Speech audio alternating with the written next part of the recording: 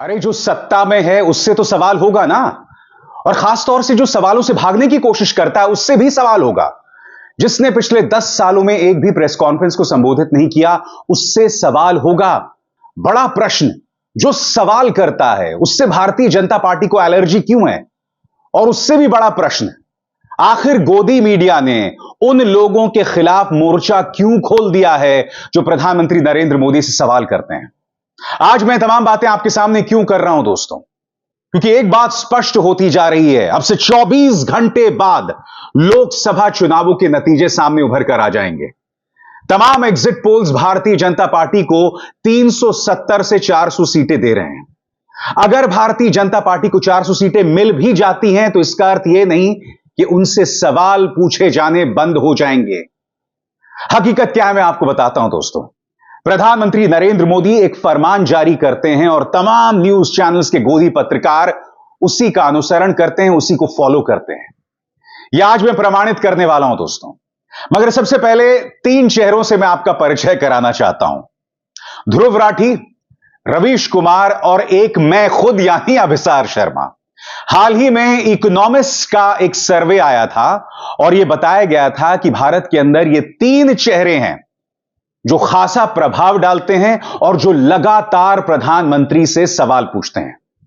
और आप जानते हैं हम वो 3 चेहरे हैं जिनके खिलाफ भाजपा का प्रचार तंत्र पड़ा रहता है, अश्लील प्रोपेगेंडा चलाया जाता है और लगातार चलाया जाता है। और ये जो असुरक्षा है, ये जेलसी मुख्य धारा की मीडिया में भी जाता है, वो मुख्य धारा का मीडिया जो भारत के 99% घरों तक पहुंचता है, जिनके बारे में मैंने हमेशा कहा है कि हमारी पहुंच यानी कि YouTube पर या Facebook पर अपनी बात कहने वाले पत्रकारों की जो पहुंच है वो गोदी मीडिया के मुकाबले बहुत कम है।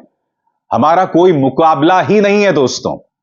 मगर फिर भी इनमें ईर्ष्या है, फिर भी इन लोगों के निशाने पर हम हैं। और आज मैं आपको मिसाल के साथ देना चाहता हूं। सबसे पहले देखिए रिपब्लिक का संपादक किस तरह से ताने दे रहा है कि ये जो यूट्यूबर्स हैं मुश्किल से 10 लाख लोगों तक पहुंचते हैं, 140 करोड़ में से 10 लाख। सुनिए इसकी रैंट और फिर मैं उसकी चर्चा करता हूं। मैं आपको बताता हूं दोस्तों कहने की क्या कोशिश कर रहा था। यह कहने की कोशिश कर रहा था कि बेशक अभिसार, ध्रुव या रवीश सवाल पूछते रहे मगर इसका कोई असर नहीं पड़ने वाला है, क्योंकि अधिकतर घरों तक तो यही गोदी मीडिया या रिपब्लिक न्यूज सरीखे न्यूज चैनल्स का जहर पहुंचता है, उनका प्रोपेगेंडा पहुंचता है। बात सही भी है, क्योंकि YouTube या Facebook पर जो तमाम चैनल्स हैं या पत्रकार हैं उनकी पहुंच गोदी मीडिया के मुकाबले कुछ भी नहीं है। मगर मुद्दा क्या मैं आपको बताता हूं। मुद्दा यह है दोस्तों कि हम सत्ता से सवाल पूछते हैं, हम उन्हें जवाबदेह बनाते हैं जिनके हाथ में ताकत है। हम विपक्ष के खिलाफ प्रोपेगेंडा नहीं चलाते हैं जिनके हाथ में ताकत ही नहीं है। और सवाल भी उसी से पूछा जाना चाहिए जो सत्ता में है। मैं फिर आपसे सवाल पूछना चाहता हूं दोस्तों, आखिर क्यों उससे सवाल ना पूछा जाए जिसने 10 सालों में कोई प्रेस कॉन्फ्रेंस नहीं किया? भारतीय जनता पार्टी की 400 सीटें बेशक आ जाएं, मगर इसका अर्थ यह नहीं कि प्रधानमंत्री नरेंद्र मोदी से सवाल नहीं पूछे जाने चाहिए। हाल ही में आज तक न्यूज चैनल के जब एग्जिट पोल आ रहा था तब इनके 2 पत्रकार विपक्ष, उनके मुद्दों और YouTube पर जो पत्रकार सत्ता से सवाल पूछते हैं उनका मजाक उड़ा रहे थे। वो ये कह रहे थे कि बेरोजगारी, अर्थव्यवस्था, महंगाई, ये तमाम मुद्दे कोई मायने नहीं रखते, लोकतंत्र को खतरा कोई मायने नहीं रखता, इनकी बात ही नहीं करनी चाहिए। ये नजारा देखिए दोस्तों क्या हो रहा है। अब आपको क्या समानता दिखाई देती है दोस्तों, जो क्लिप आपने रिपब्लिक न्यूज चैनल का देखा और आज तक न्यूज चैनल का देखा? दोनों में ही सत्ता से सवाल पूछने वाले पत्रकारों या विपक्ष का मजाक उड़ाया जा रहा था। मैं आपसे सवाल पूछना चाहता हूं कि लोकतंत्र में विपक्ष की कोई जगह नहीं है? क्या लोकतंत्र के अंदर सत्ता से सवाल ही नहीं पूछा जाना चाहिए कि आप इस तरह से उसका मजाक बना रहे हैं? आखिर क्यों? मीडिया का काम ही है, कम से कम 2014 से पहले मीडिया यही करता था। यह गोदी मीडिया जो गोदी नहीं था तब यही करता था, उस वक्त की कांग्रेस सरकार से सवाल करता था। मगर उस वक्त की सरकार जो है दमखम नहीं दिखाती थी।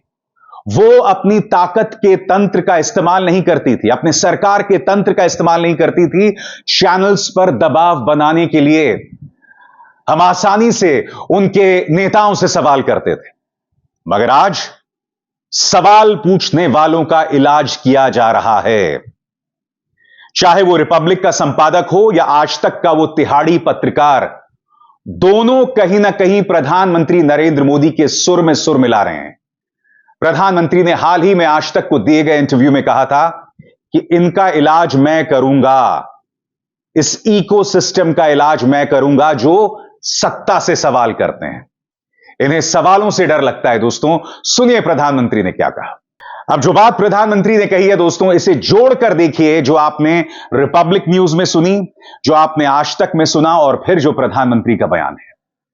अब आप समझे कि भारत के अंदर सवाल पूछना गुनाह हो गया है। मैं फिर आपसे कहता हूं, अगर ध्रुव या अभिसार या रवीश की पहुंच बहुत सीमित है और हम जनता तक नहीं पहुंच रहे हैं, तो फिर आपको हमसे दिक्कत क्यों है? अगर हम इर्रेलेवेंट हैं, अगर हम अप्रासंगिक हैं, फिर भी हम आपके सपनों में क्यों आते हैं? फिर भी आप हमें खत्म करने की, हमें नेस्तनाबूद करने की बात क्यों करते हैं? फिर भी आप हमारे खिलाफ दुष्प्रचार क्यों चलाते हैं?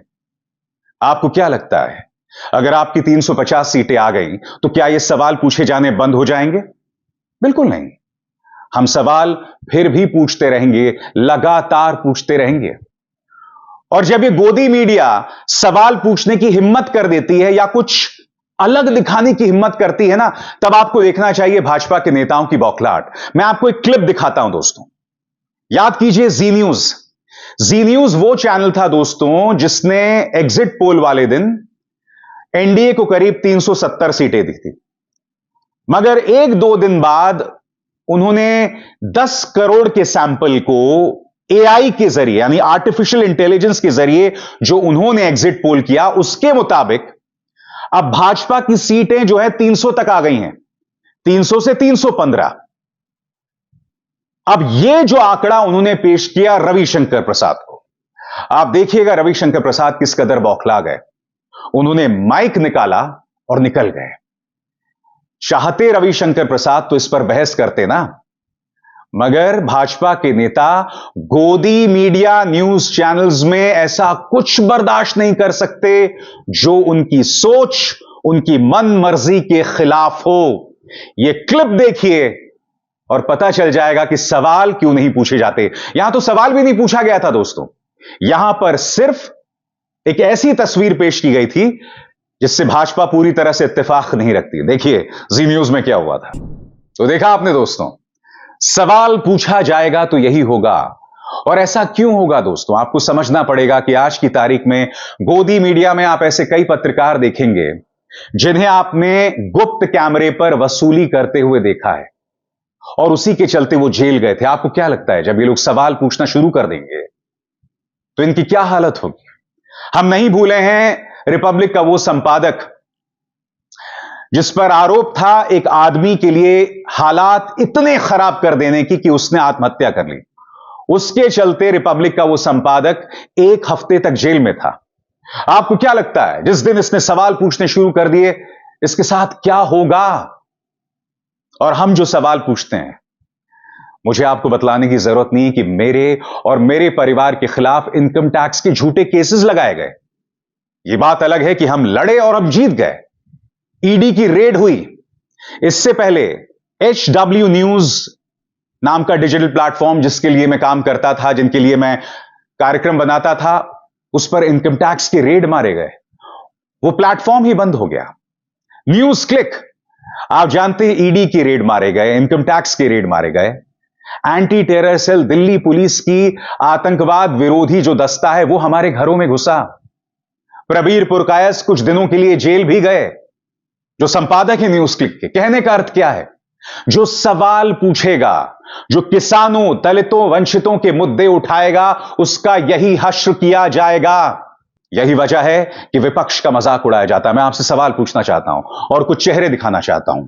राहुल गांधी, तेजस्वी यादव, अखिलेश यादव, प्रियंका गांधी वाड्रा, उद्धव ठाकरे, ममता बनर्जी, अरविंद केजरीवाल जेल चले गए हैं दोस्तों एक बार फिर।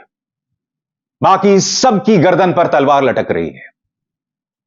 इन सब की खास बात यह है कि उन्होंने एक शानदार चुनाव लड़ा पूरी जद्दोजहद के साथ। केजरीवाल कुछ दिनों के लिए, 21 दिनों के लिए जेल से रिहा हुए, मगर एक भी दिन खाली नहीं बैठे।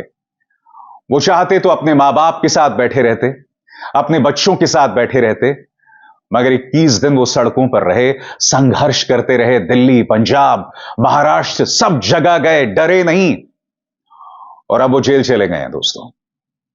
राहुल गांधी ने एक बहुत ही शानदार चुनाव लड़ा। व्यवस्था उनके खिलाफ थी, यह मीडिया उनका लगातार मजाक उड़ाता था, उनके खिलाफ झूठे प्रोपेगेंडा चलाते थे, मगर यह आदमी लड़ता रहा। पहले इसने भारत जोड़ो यात्रा की, फिर भारत न्याय यात्रा की। इस गोदी मीडिया ने आपको वो तस्वीरें ही नहीं दिखाई मुख्य धारा के न्यूज चैनल्स में। तेजस्वी यादव पर खुद पर गिरफ्तारी की तलवार थी, उनके पिता जेल में थे, उन पर तमाम केसेस जो हैं वो लगाए गए। यहां तक कि चुनावों के दौरान उनकी कमर भी टूट गई, मगर यह व्यक्ति कुर्सी पर बैठकर लगातार बात करता रहा, प्रचार करता रहा। 200 से ज्यादा सभाएं तेजस्वी यादव ने संबोधित की। उद्धव ठाकरे की तो पार्टी ही नोच ली, खत्म कर दी उद्धव ठाकरे की पार्टी को, मगर बावजूद इसके यह व्यक्ति चुनौती के साथ मैदान में उतरा, मुद्दे उठाता रहा, चुनौती देता रहा। उद्धव ठाकरे को प्रधानमंत्री नरेंद्र मोदी और अमित शाह ने नकली करार दिया, नकली, मगर उद्धव बाला साहब ठाकरे की विरासत हाथ में थामे जनता से अपील करता रहा। क्या किसी गोदी मीडिया ने इनके संघर्ष को, इनकी चुनावी कैंपेनिंग को आपको दिखाया? प्रधानमंत्री ध्यान के लिए चले गए, 24 घंटे वही दिखाया जाता रहा। प्रधानमंत्री जो लगातार जहरीली बातें करते रहे, चाहे मुजरा हो, मटन हो, मुगल हो, भैंस दे देना, टोटी चुरा लेना, मुसलमानों को घुसपैठिया बताना, ये तमाम चीजें गोदी मीडिया इसे मास्टर स्ट्रोक बताता रहा। कायदे से इसकी आलोचना होनी चाहिए थी, कायदे से जनता के सामने इसकी हकीकत को लाना चाहिए था, मगर प्रधानमंत्री बोलते गए, क्योंकि प्रधानमंत्री को लग रहा था कि इससे हिंदू मुस्लिम दो फाड़ होगा, ध्रुवीकरण होगा और भाजपा को फायदा होगा। कम से कम अगर एग्जिट पोल्स के आंकड़ों पर निगाह डाली जाए तो यकीनन इसका फायदा भाजपा को हुआ है। मगर मैं फिर कहना चाहता हूं दोस्तों, जहर की खेती कर कर अगर आपको जीत हासिल हो भी जाए तो क्या फायदा? शमशान कब्रिस्तान पर राज करेंगे क्या? जहर की खेती से किस तरह की फसल निकलेगी हम भी जानते हैं। मौजूदा पीढ़ी और आने वाली पीढ़ियों को हम ब्रेन वॉश कर रहे हैं, उन्हें जहरीला बना रहे हैं और इसके अलावा कुछ नहीं। मैं फिर दोहरा दूं दोस्तों, हिंदू खतरे में नहीं है। प्लीज अपनी सोच को भड़काइए मत, खुद को डराइए मत।